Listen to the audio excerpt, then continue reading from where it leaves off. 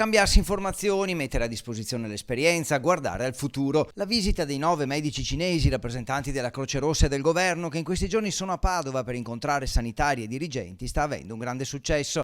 Oggi l'incontro, organizzato dalla Croce Rossa di Padova, si è svolto nell'azienda ospedaliera, un incontro senza presenze esterne, trasmesso in videoconferenza, come ovvio in questo periodo, e gli specialisti del Sollevante confermano la validità dei provvedimenti presi in Italia. Noi abbiamo fiducia che Padova riuscirà a uscire da questa situazione molto presto e che le misure adottate si sta facendo un ottimo lavoro. In Cina oggi la situazione è quella di 0 casi interni e di casi positivi solo importati nel paese, cioè provenienti dall'estero. La sfida insomma sta per essere vinta.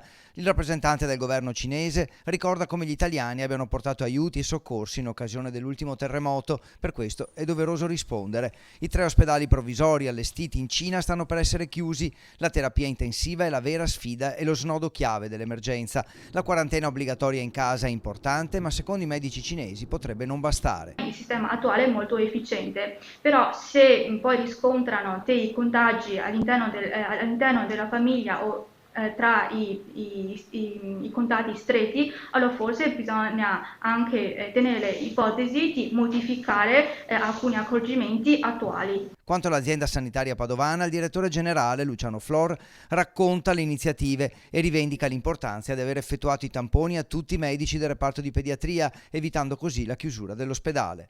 Noi abbiamo fatto il test a tutto il personale esposto a tutto il personale che lavorava in pediatria e questo ci ha consentito di non chiudere l'ospedale ma di tenerlo aperto perché sapevamo che il personale aveva il test negativo. La visita si concluderà venerdì, quindi la delegazione cinese si sposterà in Lombardia, ma resterà in stretto contatto con sanitari e studiosi padovani e veneti.